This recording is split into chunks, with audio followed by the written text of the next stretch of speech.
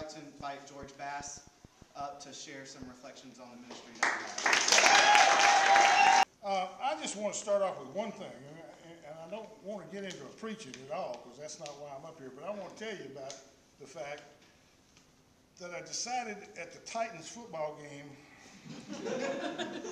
if you're familiar with the Tennessee Titans, they had a great season this year.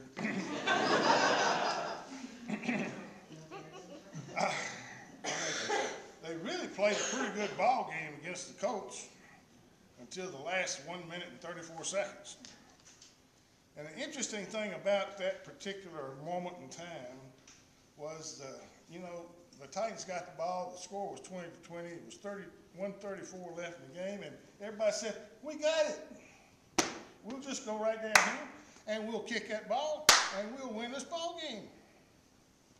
Well, we went down about the 30-yard line, and then all of a sudden, Collins went under center to get the ball, and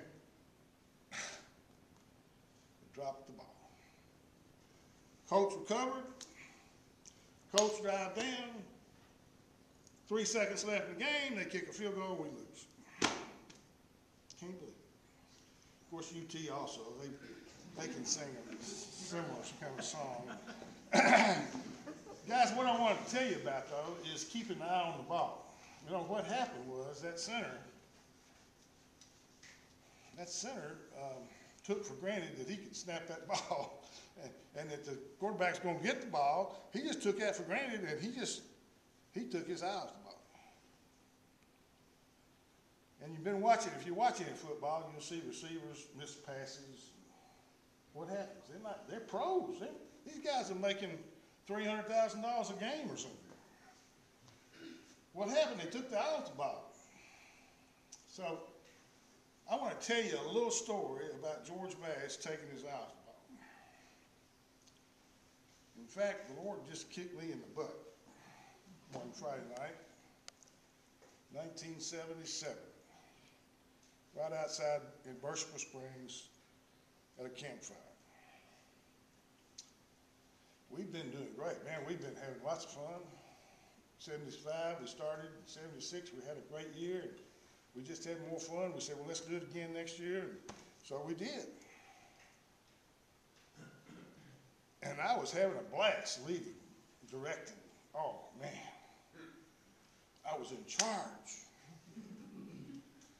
And I am a control freak, right, Ed? You don't have to answer that. But seriously, in all seriousness, that Friday night at the campfire, I had a rude awakening. After the campfire, a young lady by the name of T.O.P. You may not know her, but she's one of our old faces as well. Tina came up to me and she said, "George, this is really great. We're really doing well. But don't forget who we're doing it for.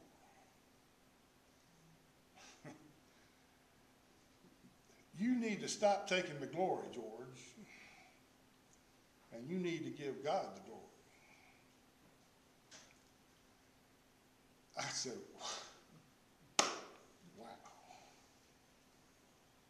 And I kind of came to an understanding at that moment that I was really kind of taking all the credit.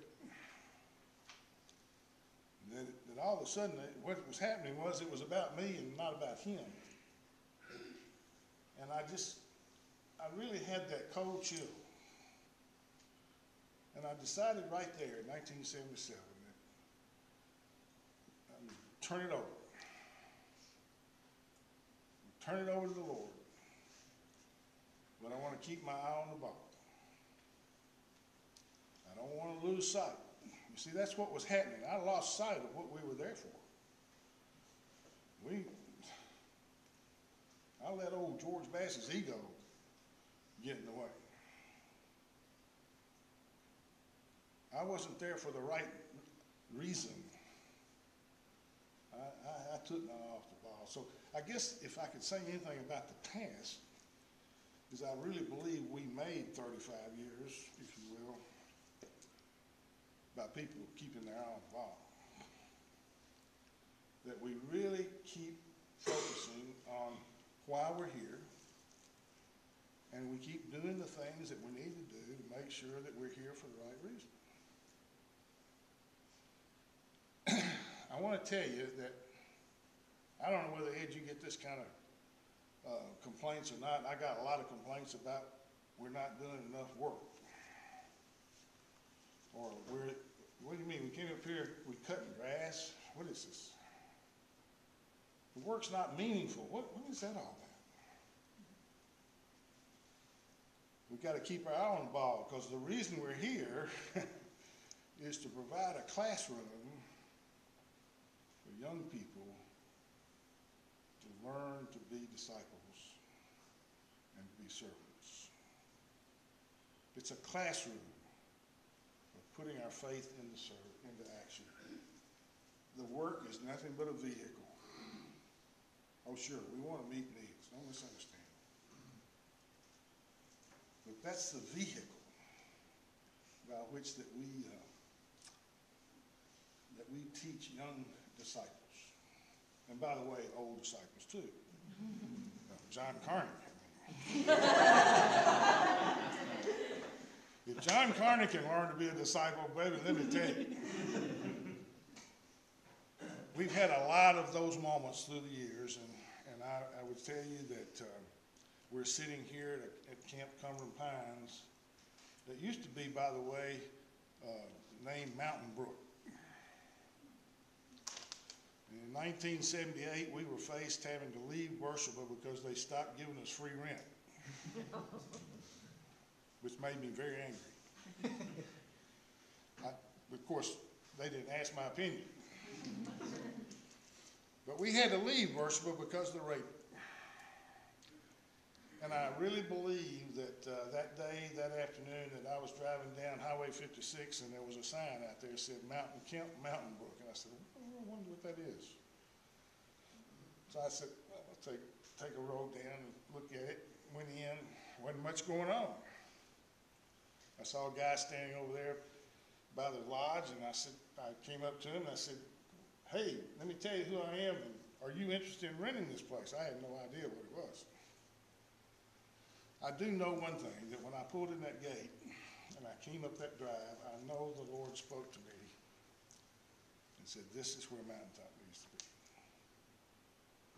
And so we set out at that point in time to acquire this property, and we did it through a lot of old faces that were willing to give and support.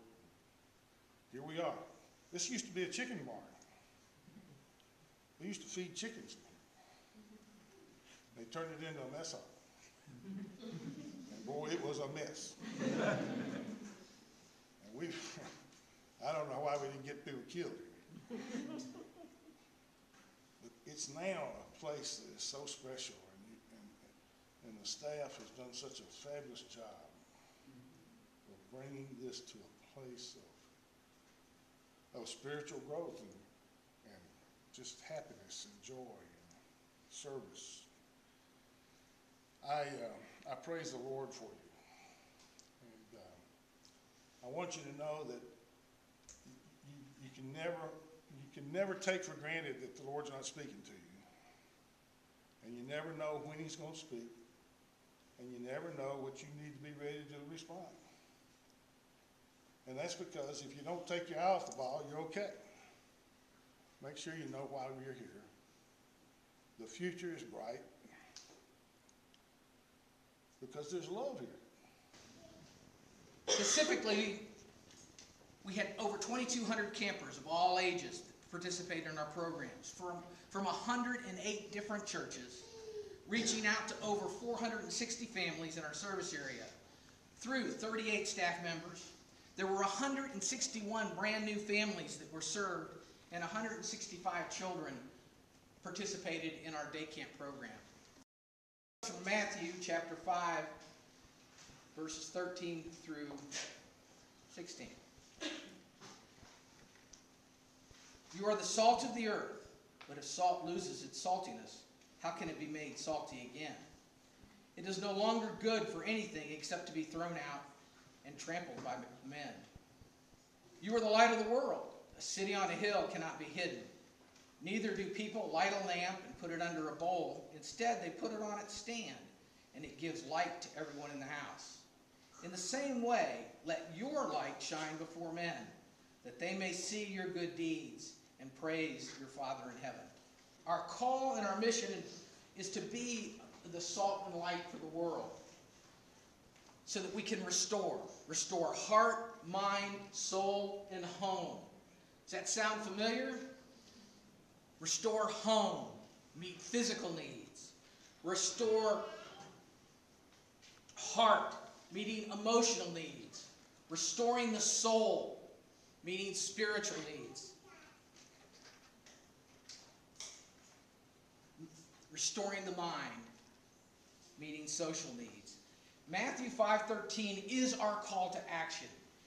To bring Christ alive through living and sharing his love. To be a light in this world, to be salt in this world, to bring flavor and energy and joy.